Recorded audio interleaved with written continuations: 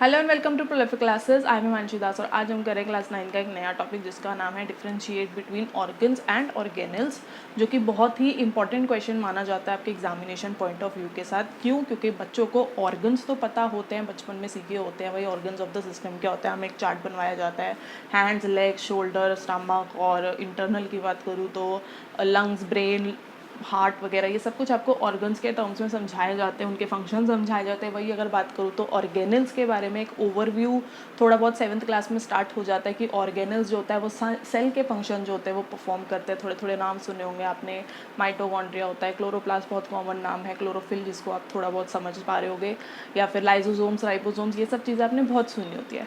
तो बच्चों को यूजली ऑर्गन्स क्या होते हैं वो पता होता है, ऑर्गेनल्स क्या होते हैं वो पता होता है, बट कंबाइनली देखें तो उन दोनों के बीच में क्या डिफरेंस होता है वो नहीं पता होते हैं, राइट। इनमें सिमिलैरिटी क्या है? ऑब्वियस सी बात है, ऑर्गन्स जो होते हैं बॉडी के अलग अलग फंक्शन परफॉर्म करते हैं, ऑर्गेनल्स जो होते हैं वो सेल के अलग अलग फंक्शंस परफॉर्म करते हैं। तो इसके अंदर जो डिफरेंसेस होते हैं वो काफ़ी इंपॉर्टेंट क्वेश्चन माना जाता है हमारे एग्जामिनेशन पॉइंट ऑफ व्यू के साथ। तो यहाँ पर मैंने ऑर्गन्स और ऑर्गेनल्स के बेसिकली टैबुलर फॉर्म के अंदर 5 से 6 पॉइंट्स जो है वो मेंशन कर दिए हैं।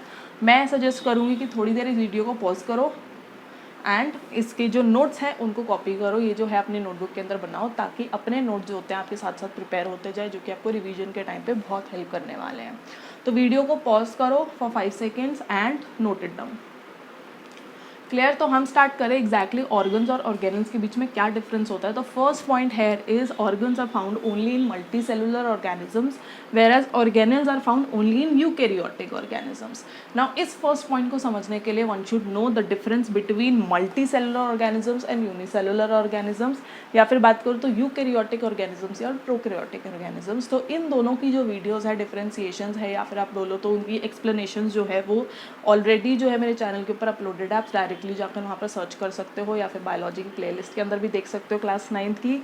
जिन्होंने वो वीडियो देखी है उनको पता होगा कि मल्टी सेलुलर ऑर्गेनिजम्स और यूनिसेलुलर ऑर्गेनिजम्स में main difference is of the number of cells. Unicellular में सिर्फ एक सेल होता है, वेयर एज मल्टी सेलुलर में there are different number of sales.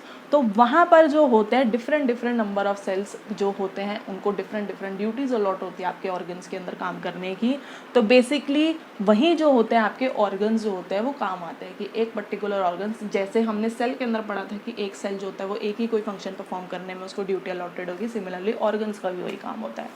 Same goes for eukaryotic and prokaryotic organisms also. उसकी video भी uploaded है, जिन्होंने वीडियो देखी है तो आपको पता होगा कि यूकैरियोटिक ऑर्गेनिजम्स के अंदर हमने एक इंपॉर्टेंट पॉइंट यही पढ़ा था कि जो ऑर्गेनल्स होते हैं वो यूकैरियोटिक के अंदर प्रेजेंट होते हैं, वेरस प्रोकैरियोटिक्स के अंदर नहीं होते हैं।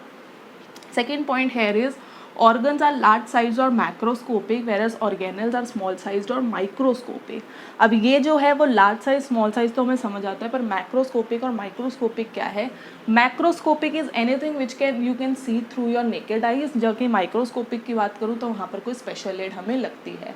तो अगर मैं ऑर्गन्स की बात करूँ, कोई भी ऑर्गन अगर आप देखते हो, चाहे वो इंटरनल हो चाहे एक्सटर्नल हो, आपको वो दिखता है, दैट मीन्स आप अपनी नेकेड आई के थ्रू उसको देख सकते हो, that means they are large sized organisms और लार्ज साइज और सब्सटेंसेस, और या मैं बोलूँ तो वो मैक्रोस्कोपिक होते हैं। ऑर्गेनल्स की बात करूँ क्योंकि वो सेल के अंदर प्रेजेंट होते हैं, सेल जो होता है वो खुद हमें एक माइक्रोस्कोप की ज़रूरत होती है उसको स्टडी करने के लिए, और माइक्रोस्कोप भी काफ़ी एडवांस्ड होना चाहिए अगर मुझे उसमें से ऑर्गेनल्स को भी सर्च करना है। तो ऑर्गेनल्स जो होते हैं वो काफ़ी स्मॉल साइज्ड होते हैं, स्मॉल साइज्ड या फिर उसको बोलो तो माइक्रोस्कोपिक होते हैं।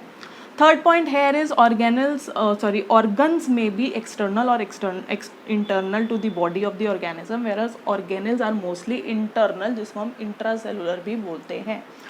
तो एक्सटर्नल और internal organs of the bodies तो हमें पता है। एक्सटर्नल की बात करो, जो भी आपको बाहर से दिख रहा है, आपकी eyes, nose, skin, hands, legs, ये चीज़ें जो आपको दिखती है they are external. Versus internal होती है जो आपकी बॉडी के अंदर है, आपके स्केलेटन सिस्टम के अंदर है, जैसे ब्रेन हो गया, लंग्स हो गया, हार्ट हो गया, तो these are your internal organs. Versus अगर ऑर्गेनल्स की बात करूँ वो मोस्टली इंटरनल ही होते हैं, इंट्रासेलुलर होते हैं, मतलब सेल के भी अंदर होते हैं, जो कि आप ऑब्वियसली बॉडी के बाहर नहीं देख सकते हो। Fourth point here is organs are formed of tissues of cells and cells of organelles, whereas organelles are made up of micromolecules और macromolecules. तो organs जो होते हैं they are mainly made up, they are a group of tissues performing same kind of function together. Tissues की बात करूँ तो further group of sales होते हैं, सेल्स की बात करूँ तो फर्दर ग्रुप ऑफ ऑर्गेनल्स होते हैं, जबकि ऑर्गेनल्स के अंदर हम बात करें तो ऑर्गेनल सिर्फ मैक्रो मॉलिक्यूल्स या माइक्रो मॉलिक्यूल्स से बने होते हैं। तो ये चीज़ आप थोड़ी सी पर्टिकुलरली माइक्रो मॉलिक्यूल्स और माइक्रो मॉलिक्यूल्स 11th में पढ़ोगे केमिस्ट्री के टर्म्स के अंदर, पर अभी कुछ समझ लो बस, जो हम लोग अपनी वो पढ़ते हैं नाइट्रोजन, पोटाशियम, ये सब कुछ, उनमें से कुछ पार्ट्स होते हैं जो जिन एटम्स का साइज़ थोड़ा बड़ा होता है वो मैक्रो मॉलिक्यूल्स के अंदर काउंट हो जाते हैं, जिन एटम्स का साइज़ थोड़ा छोटा होता है वो माइक्रो मॉलिक्यूल्स के अंदर काउंट हो जाते हैं।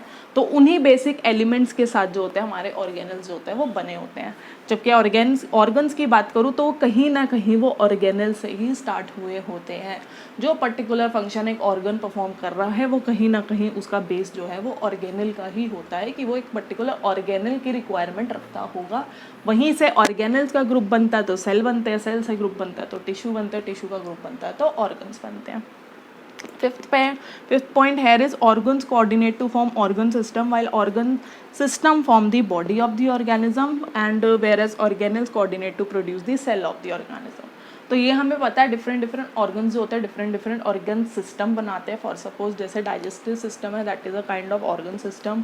आपका रिप्रोडक्टिव सिस्टम है, that is a kind of organ system, जो कि डिफरेंट ऑर्गन्स का कॉम्बिनेशन होता है। वो आपस में कोऑर्डिनेट करते हैं और वो पर्टिकुलर ऑर्गन सिस्टम बनाते हैं, और डिफरेंट ऑर्गन सिस्टम से बॉडी की, मतलब बेसिकली एक ऑर्गेनिज्म की बॉडी बनती है। वेरएज अगर ऑर्गेनल्स की बात करूँ तो वो आपस में कोऑर्डिनेट करके आपका सेल बना देते हैं। वो सेल कोई ना कोई फंक्शन, जो भी फंक्शन उसको परफॉर्म करना होगा वो उस अकॉर्डिंगली डिफरेंट ऑर्गेनल्स की रिक्वायरमेंट रखता होगा और उसी के थ्रू वो सेल बन जाता है। Last here is your examples. I hope you know, class 9th में आपको पता होना चाहिए एग्जाम्पल्स आपका पॉइंट काउंट नहीं होता है किसी भी डिफरेंशिएशन के अंदर, but still you have to mention 2 to 3 examples in every case.